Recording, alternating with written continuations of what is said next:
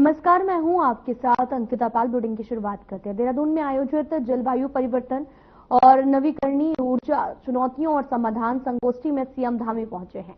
जलवायु परिवर्तन के दुष्प्रभावों को कम करने के लिए मंथन होगा। इकोलॉजी और इकोनॉमी के समन्वय के साथ में सीएम धामी प्रदेश का सर्वांगीण विकास कर रहे हैं।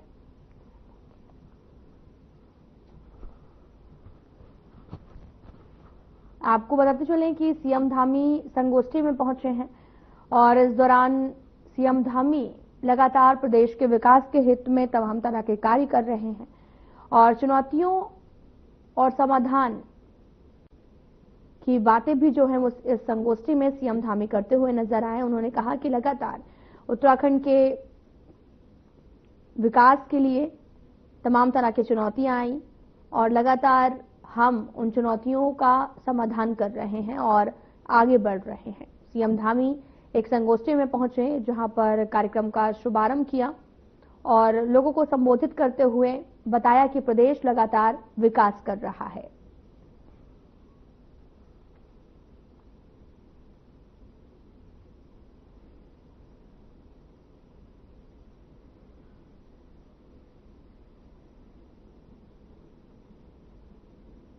आपको बताते चलें कि सीएम धामी एक कार्यक्रम में पहुंचे। एक कार्यक्रम देहरादून में रखा गया था जहां पर सीएम धामी संगोष्ठी में पहुंचे, लोगों को संबोधित किया और कहा कि सीएम धामी ने यह भी कहा कि प्रदेश लगातार विकास कर रहा है, विकास की ओर लगातार अग्रसर हो रहा है। सीएम धामी एक संगोष्ठी में पहुंचे जहां उन्होंने कार्यक्रम को संबोधित किया और संबोधित करते हुए उन्होंने तमाम तरह की विकास की बातें भी की। चुनौतियों और समाधान पर भी चर्चा करते हुए सीएम धामी नजर आए हैं।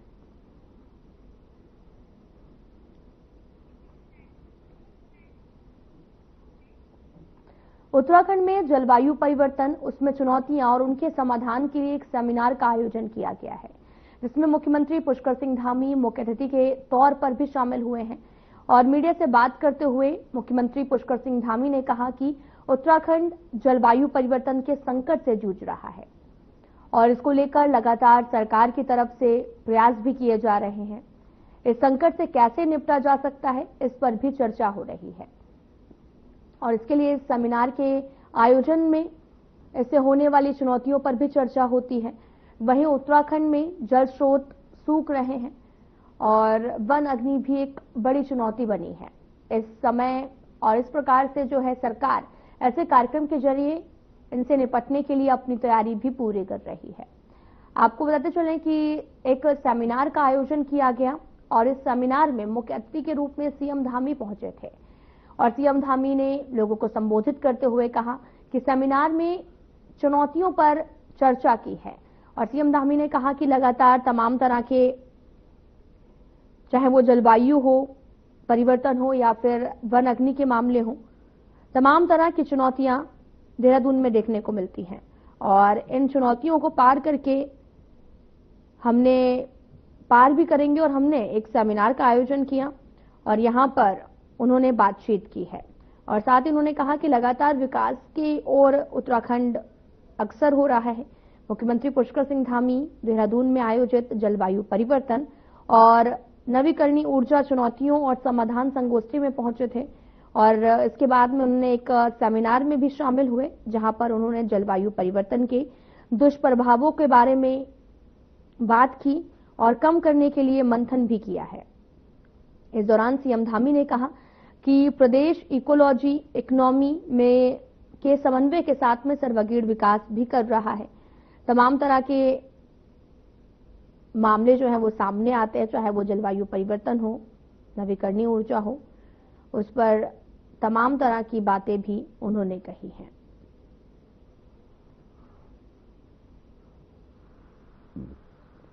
जलवायु परिवर्तन से होने वाली चुनौतियां हैं, उनके समाधान के लिए या उसके प्रभाव को कम करने के लिए इस प्रकार की जो संगोष्ठियां हैं, इस प्रकार के कार्यक्रम हैं, वो जागरूकता लाते हैं और हम जलवायु परिवर्तन के संकट से अब जूझ रहे हैं, प्रदेश के अंदर हो या देश के अन्य स्थानों पर हो। आज लगातार इस प्रकार से आपदाएं आ रही हैं, हमारे ग्लेशियरों पर संकट आ रहा है, जल स्रोत लगातार सूख रहे हैं, तापमान बढ़ रहा है, तो कहीं ना कहीं हमको प्रकृति संरक्षण के लिए इस प्रकार के कार्यक्रम प्रेरित करते हैं और आने वाली नौजवान पीढ़ी भी इसमें शामिल हो। वनाग्नि जैसी हमारी जो चुनौतियां हैं, उन चुनौतियों पर भी हम काम कर रहे हैं, राज्य सरकार काम कर रही है और आगे भी हमारा प्रयास है कि जो हमारे जल स्रोत हैं जो रिचार्ज नहीं है, रिचार्ज जिनके बंद हो गए हैं, उनको फिर से रिचार्ज करें, फिर से उनको दिशा में काम करें।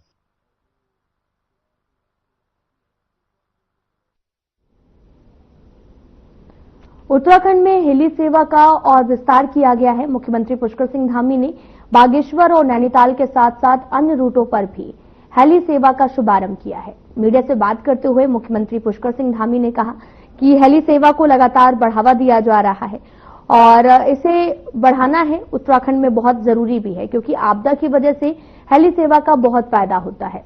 वहीं एक स्थान से दूसरे स्थान तक जहां 10 से 12 घंटे लगते हैं, वहीं हेली सेवा से बहुत ही कम समय में ये दूरी तय की जाएगी। राज्य सरकार हेली सेवा को और भी प्रदेश के सुदूर क्षेत्रों तक ले जाएगी।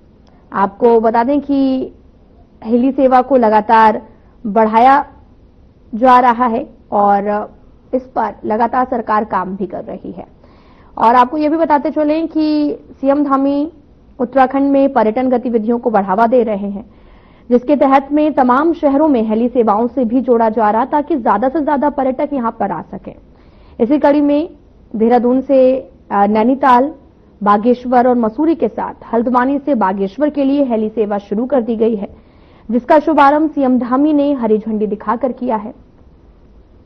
मुख्यमंत्री धामी ने कहा कि उड़ान योजना के तहत शुरू की जा रही इन 4 हेली सेवाओं से राज्य में पर्यटन, आर्थिक विकास को गति मिलेगी। बेहतर कनेक्टिविटी से स्थानीय लोगों के जीवन में सकारात्मक बदलाव भी आएंगे। बागेश्वर, नैनीताल, मसूरी सांस्कृतिक और आध्यात्मिक दृष्टि से भी महत्वपूर्ण स्थल है। इन क्षेत्रों की प्राकृतिक सुंदरता, शांत वादियां, हरे भरे पहाड़, ऐतिहासिक मंदिर और समृद्ध संस्कृति देश और दुनिया भर के पर्यटकों को आकर्षित करती है। और साथ ही उन्होंने यह भी कहा कि देहरादून से इन स्थानों पर पहुंचने में सड़क मार्ग से लगभग 8 से 10 घंटे लगते हैं। अब हेली सेवा शुरू होने से यह यात्रा करीब 1 घंटे की हो जाएगी। इमरजेंसी की स्थिति में इन क्षेत्रों में रहने वाले लोगों को भी काफी मदद मिलेगी। उन्होंने ये भी कहा कि पीएम मोदी ने आम आदमी को भी हवाई यात्रा करने में सक्षम बनाने के उद्देश्य से उड़ान योजना शुरू की थी।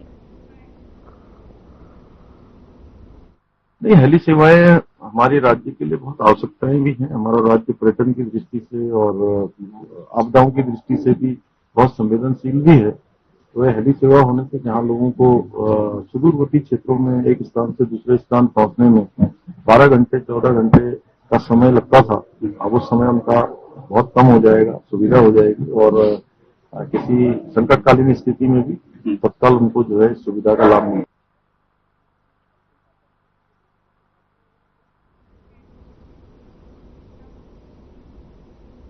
चारधाम यात्रा के दौरान अक्सर देखा गया है कि कुछ युवक बाहरी राज्य से आकर चारधाम यात्रा के नाम पर धार्मिक स्थलों को टूरिस्ट प्लेस समझकर वहां पर शराब का सेवन करते हैं, जिनकी पूर्व में कई वीडियो भी वायरल हुई है। वहीं इस पर सीएम धामी ने भी सभी से अपील करने के साथ चेतावनी भी दी है कि धार्मिक स्थलों पर मर्यादा के साथ आएं। सीएम धामी ने कहा कि अगर ऐसा कोई मामला सामने आता है तो उसका संज्ञान भी लिया जाएगा। सीएम ने लोगों से भी अपील की है कि चारधाम यात्रा पुण्य और धर्म की यात्रा है और ऐसे में सभी को नियम का पालन करके यात्रा करनी चाहिए। आपको बताते चलें कि चारधाम की यात्रा शुरू हो चुकी है, जिसको लेकर तमाम तरह के दिशा निर्देश भी जारी किए गए हैं। और इसी दौरान सीएम धामी ने शराब पीने वालों को भी कड़ी फटकार लगाई है। उन्होंने कहा कि अगर शराब पीते हुए पाए गए तो इसका संज्ञान लिया जाएगा और कड़ी से कड़ी कार्रवाई भी की जाएगी। दरअसल चारधाम यात्रा की शुरुआत 30 अप्रैल 2025 अक्षय तृतीया से होने जा रही है। इस दिन भक्त गंगोत्री, यमुनोत्री धाम के दर्शन कर सकेंगे। बद्रीनाथ के कपाट 4 मई को खुलेंगे। चारधाम यात्रा को देखते हुए कॉमर्शियल वाहनों के लिए भी गाइडलाइन जारी की गई है। चारधाम यात्रा में आने वाले कॉमर्शियल वाहन चालकों को अब ग्रीन कार्ड के बिना एंट्री नहीं मिलेगी। इस बार ऑनलाइन बुकिंग व्यवस्था को और भी सुगम बना दिया गया है। और साथ ही आपको ये भी बताते चलें कि सीएम धामी एक्टिव मोड में भी नजर आ रहे हैं और तमाम तरह के दिशा निर्देश भी उन्होंने दिए हैं।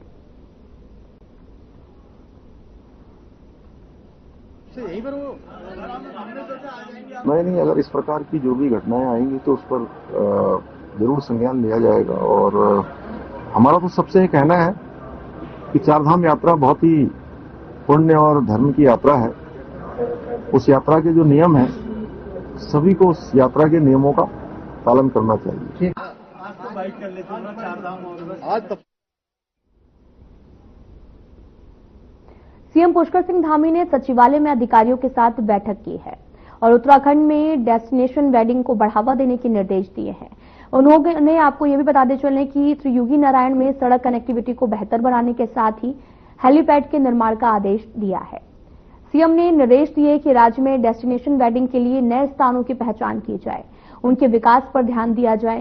साथ ही उन्होंने ये भी कहा कि प्रधानमंत्री नरेंद्र मोदी ने भी देशवासियों से उत्तराखंड को डेस्टिनेशन वेडिंग के लिए प्राथमिकता देने का आग्रह किया है।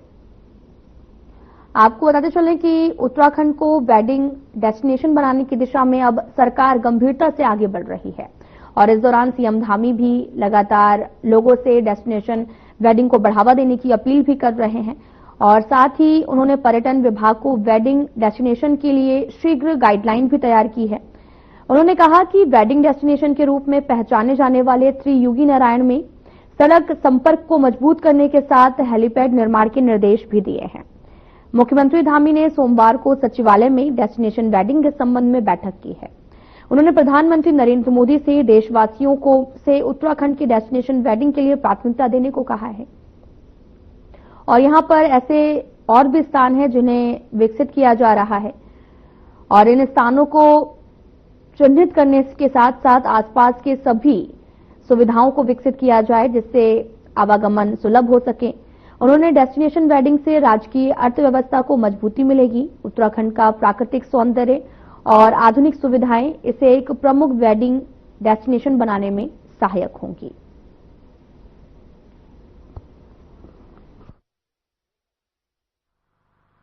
आदरणीय प्रधानमंत्री जी ने अभी मां गंगा के मायके मुखिया से सभी देशवासियों से भी अपील की है कि अब वेडिंग के लिए सबसे अच्छा स्थान देवभूमि उत्तराखंड है।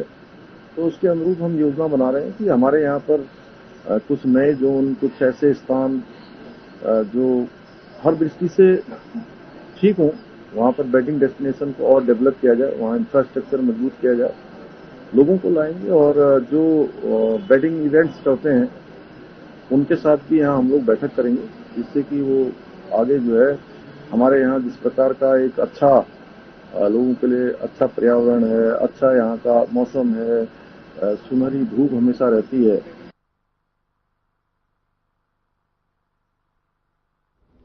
सीएम पुष्कर सिंह धामी ने सचिवालय में अधिकारियों की बैठक ली है और बैठक के दौरान सीएम ने अधिकारियों को निर्देश दिए हैं कि राज्य में फिट उत्तराखंड अभियान व्यापक स्तर पर चलाया जाए।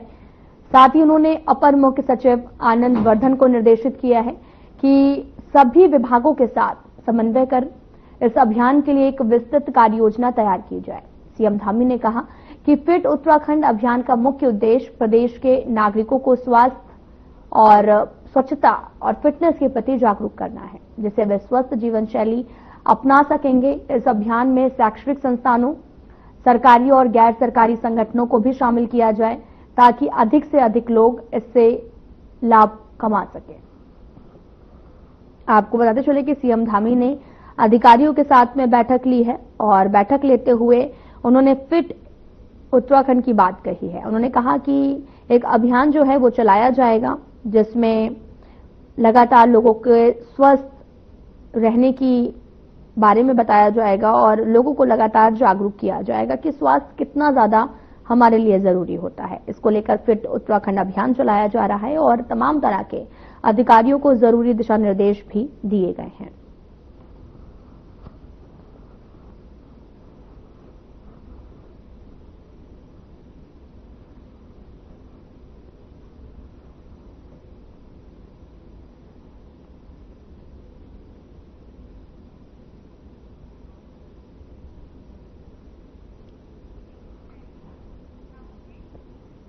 शहर में होने वाली किसी भी आपराधिक वारदात का खुलासा करने में सीसीटीवी अपनी अहम भूमिका निभाते हैं, लेकिन ऋषिकेश में पुलिस के पास सीसीटीवी की काफी कमी देखने को मिल रही है।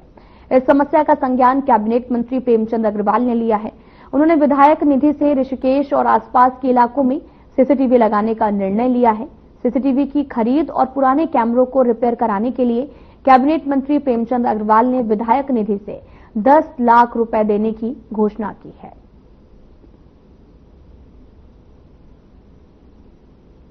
आपको बता चलें कि मंत्री प्रेमचंद अग्रवाल ने बड़ा ऐलान किया है, जहां पर ऋषिकेश में उन्होंने ये भी कहा कि सीसीटीवी काफी ज्यादा अहम भूमिका निभाते हैं। इस दौरान विधायक निधि से 10 लाख रुपए सीसीटीवी लाने की एक घोषणा भी की है। उन्होंने कहा कि 10 लाख रुपए की मदद दी जाएगी और लगातार तमाम तरह के मामले सामने आते हैं, जिससे सीसीटीवी के माध्यम से आरोपी की पहचान हो जाती है, तो इसलिए काफी ज्यादा अहम रोल भी निभाते हैं।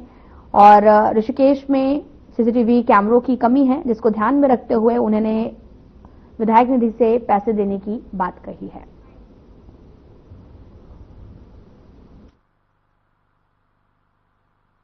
उन्होंने कहा कि जो सीसीटीवी कैमरे लगे हैं उनकी तार डिस्कनेक्ट हो गई, तो पहले तो वो तार ठीक कराने का काम करेंगे।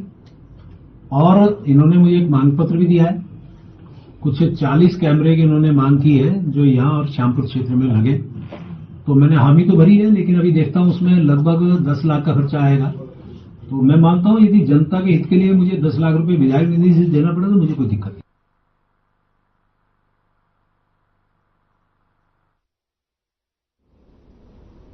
देहरादून सचिवालय में अचानक परिवहन सेवा का एक कर्मचारी चिल्लाने लगा। इस दौरान सीएम धामी एक बैठक के लिए जा रहे थे। सीएम की तरफ से बढ़ने का प्रयास कर रहे चालक को वहां पर तैनात पुलिसकर्मियों ने पकड़ लिया। बीते सोमवार को मुख्यमंत्री धामी के सचिवालय पहुंचते ही अजीबोगरीब ये घटना सामने आई, जहां पर परिवहन सेवा का कर्मचारी कुछ कहने का प्रयास कर रहा था, तो वहीं सीएम के करीब पहुंचना चाहता था, लेकिन इससे पहले ही पुलिसकर्मी ने उसे रोक दिया। आपको बताते चलें कि अचानक सचिवालय में चिल्लाने लगा था चालक। इस दौरान सीएम धामी तक पहुंचने की कोशिश भी कर रहा था। इस दौरान आपको ये भी बताते चले कि पुलिसकर्मियों का काफी अहम रोल रहा, जहां पर उन्होंने मोर्चा संभाला और चालक को वहीं पर रोका गया। आपको तस्वीरें भी दिखा रहे हैं जो कि देहरादून से हैं, और यही शख्स जो है वो सीएम धामी के नजदीक जाने की कोशिश कर रहा था, जिस दौरान पुलिस ने मोर्चा संभाला और स्त्री को संभालने की कोशिश की। तो वहीं उत्तराखंड में वन महकमे के भीतर इन दिनों सब कुछ ठीक नहीं चल रहा। विभागीय अधिकारियों की लापरवाही के चलते अब जांच शुरू हो चुकी है। मामला वन विभाग के अंतर्गत कैंपा परियोजना के बजट के दुरुपयोग का लगा है, जिसमें अधिकारियों की तरफ से बजट को आईफोन खरीदने, घर के कार्यों को खरीदने में लगाया गया है।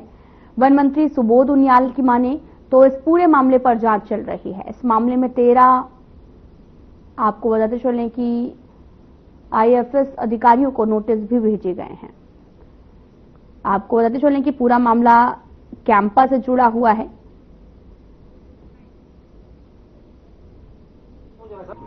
दो मोबाइल खरीदे हैं और एक आध लैपटॉप भी है, लेकिन क्योंकि उसका परीक्षण करा रहे हैं, उसमें हम लोगों ने सीधी जाके पूरी रिपोर्ट लेने के बाद से हमारे जो अधिकारी हैं उन्होंने उनसे चर्चा भी की। उसका परीक्षण करने के बाद ये पाया कि उसमें जो 4-5 तरह की जो अनियमितता बताई गई है, उसमें एक तो ये है कि नर्सरी का निर्माण कर दिया कैंपा के पैसे से। अब उसका ही परीक्षण करा रहे हैं कि क्या नर्सरी का निर्माण गाइडलाइन में है कि नहीं है। दूसरा, कुछ अधिकारियों ने अपने भवनों की रिपेयर कर दी, तो डीएफओ रेजिडेंस की भी रिपेयर हुई है। तो ये तीसरा, कुछ फर्नीचर, फ्रिज, टीवी ये भी परचेज किए गए हैं। और तथा जो बताया कि कुछ जगह 2 मोबाइल और एक लैपटॉप वगैरह भी लिया गया। तो इस सब पे करीबन 12-13 डीएफओ को नोटिस इशू करने के आदेश हो गए।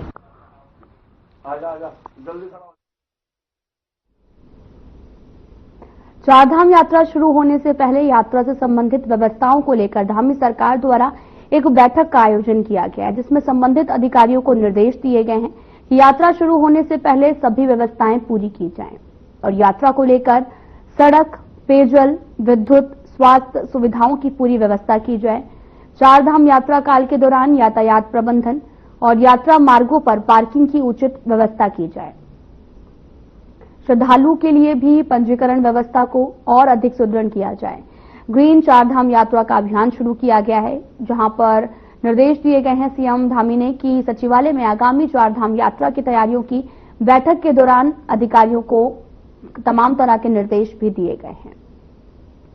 आपको बताते चलें कि 30 अप्रैल से चारधाम यात्रा की शुरुआत हो रही है, जिसको लेकर लगातार बैठकों का दौर जारी है और सीएम धामी लगातार निर्देश भी दे रहे हैं, जिसमें ग्रीन कार्ड योजना हो या फिर वहां पर पहुंचने वाले लोगों की सुगमता को भी ध्यान में रखते हुए तमाम तरह के फैसले लिए गए हैं ताकि चारधाम यात्रा में कोई भी व्यवधान न आए, और जिसको लेकर सीएम धामी लगातार बैठक भी कर रहे हैं।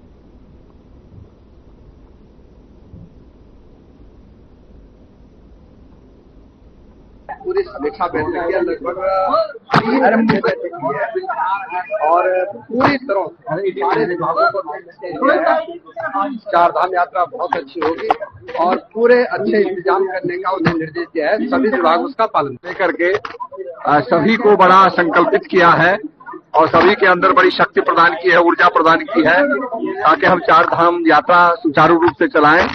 बड़े अच्छे सुझाव लोगों के आए, सभी अधिकारियों के आए और निश्चित रूप में ये आने वाली चारधाम यात्रा जो है बड़ी सुचारू रूप से चलेगी।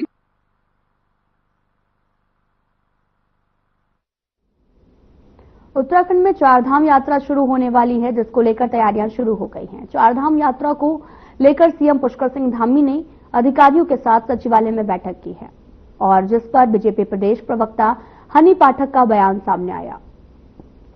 हनी पाठक ने कहा कि पिछली चारधाम यात्रा भी सफल रही, इस बार भी यात्रा काफी अच्छी होने वाली है। इसे लेकर सीएम धामी लगातार अधिकारियों के साथ बैठक भी कर रहे हैं। आपको बताते चले कि हनी पाठक का इस दौरान बयान सामने आया, जहां पर उन्होंने कहा कि सीएम धामी लगातार बैठकें कर रहे हैं। चारधाम यात्रा को लेकर तमाम तरह की सुविधाओं को भी उपलब्ध कराया जा रहा ताकि यहां पर आने वाले लोगों को समस्याओं का सामना ना करना पड़े।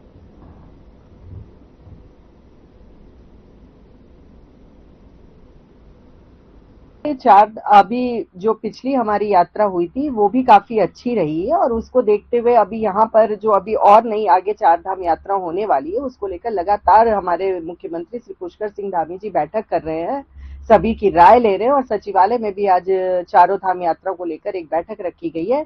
निश्चित रूप से आगामी चारों धाम यात्रा को लेकर जितनी हमारी तैयारियां हैं वो पूरी तरीके से धरातल पर दिखाई देंगी और जो भी कार्य होगा निश्चित तौर पर अच्छा ही रहेगा। हमारी उत्तराखंड में बीजेपी जिला अध्यक्ष के नामों को लेकर चल रहे इंतजार अब खत्म हो चुका है। सोमवार को बीजेपी ने प्रदेश के सभी 19 संगठनात्मक जिलों के जिला अध्यक्षों के नाम का ऐलान कर दिया है। इसमें कई ऐसे चेहरे हैं जिनको दोबारा से कुर्सी मिली है। इसी क्रम में चमोली से गजपाल बर्तवाल को बीजेपी ने अपना जिला अध्यक्ष बनाया है। गजपाल का कर्णप्रयाग में पार्टी कार्यकर्ताओं ने फूलमाला और मिठाई खिलाकर बधाई दी है। इस मौके पर गजपाल ने कहा कि वो पार्टी को मजबूत करने का काम करेंगे। आगामी पंचायत चुनाव में बीजेपी को चमोली से जीत दिलाने का भी काम करेंगे।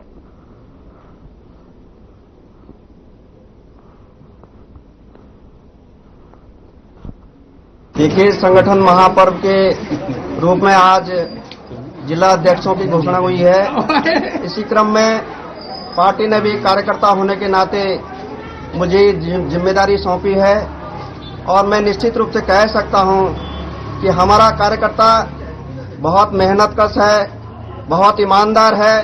उन कार्यकर्ताओं की बदौलत भारतीय जनता पार्टी जनपद चमोली में अपने परम वैभव तक पहुंचेगी, ये मुझे विश्वास है। आगामी जो अपने त्रिस्तरीय के चुनाव हैं, पार्टी संगठन और सरकार से तालमेल करते हुए कैसे जनपद चमोली में भारतीय जनता पार्टी का परचम लहराए, इसके लिए पूरी मजबूती के साथ, पूरी दृढ़ता के साथ पूरा कार्यकर्ता एकजुट होकर काम करेगा। फिलहाल बुलेटिन में इतना ही। नमस्कार।